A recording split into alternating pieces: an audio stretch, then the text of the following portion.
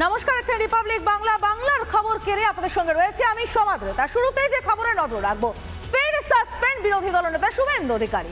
মমতার পর সেনাকে অপমান, এবার ব্রাত্য বসুর। সেই অপমান সহ্য করতে না পেরে প্রতিবাদ। অধিবেশনে তুমুল হট্টগোল শুভেন্দু সহ বাকি বিজেপি বিধায়কদের। এরপরই বিরোধী দলনেতাকে সাসপেন্ড অধ্যক্ষের। প্রতিবাদে বিধানসভার ভিতরে ও বাইরে বিক্ষোভ পদ্ম শিবিরের বিধায়কদের। প্রায় 200-র মতো আর্মি তারা আমাকে দেখে ছুটে পালাচ্ছিল।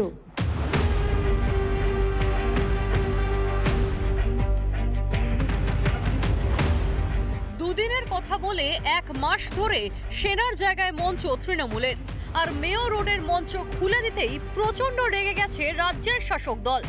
অপারেশন সিঁদুরে ভারতীয় সেনার পরাক্রম দেখেছে বিশ্ব। সেই সেনাকেই অপমান করতে বাদ সাধছে না মমতার দলের। শুধু মমতাই নয়, অপমানের দলে জুটেছে তাঁরই পুলিশ। সোমের পর মঙ্গলেও ফের ভারতের বীর সন্তানদের অপমান। মহাকরণের সামনে কলকাতা পুলিশ কমিশনারের গাড়ি যাওয়ার অজুহাত দেখিয়ে সেনার ট্রাক আটকায় পুলিশ। কিন্তু কলকাতা পুলিশের নিজস্ব সিসি ফুটেজেই ঝুলি থেকে বেরিয়ে পড়ল বেড়াল। সেনার গাড়ির পরে থাকা আরেকটি 4 চাকা একই ভুল করলেও সেদিকে কিন্তু কোনো খেয়াল ছিল না ট্রাফিক পুলিশের। এখানেই শেষ নয়, মমতা ও তার দলের অপমানের সীমা মেয়র রোড ছাড়িয়ে পৌঁছে যায় বিধানসভাতেও।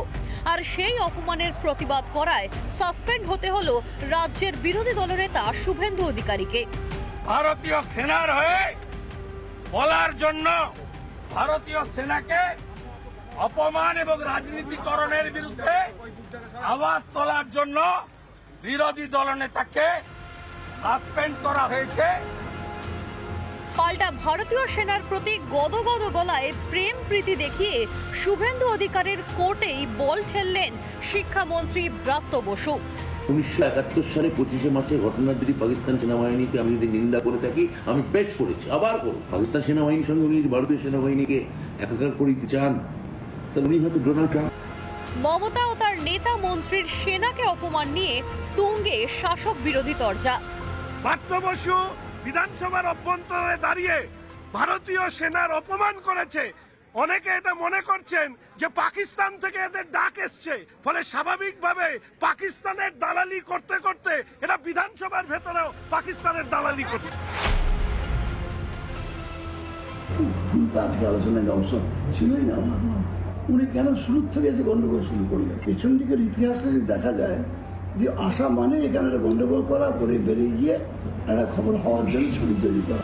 অদ্ভুত দ্বিচারিতা তৃণমূলের। নিজেরাই সেনাকে অপমান করছেন, আবার সেই অপমানের প্রতিবাদ সহ্য করতে পারছেন না তারাই। আসলে বিরোধীদের কণ্ঠরোধ করার স্বভাব সিদ্ধ হয়ে দাঁড়িয়েছে রাজ্যের শাসক দলের। সেই স্বভাব থেকে কিছুতেই বেরিয়ে আসতে পারছে না মমতা ও তার দলের বিধায়করা। অনুপম পাত্র ও সন্তু পানের রিপোর্ট, রিপাবলিক বাংলা। নানা ধরনের কন্টেন্ট দেখার জন্য লাইক করুন, শেয়ার করুন আমাদের ফেসবুক পেজ, সাবস্ক্রাইব করুন আমাদের ইউটিউব চ্যানেল। পাশাপাশি অন্যান্য ব্রেকিং নিউজের জন্য অবশ্যই চোখ রাখুন রিপাবলিক বাংলায়।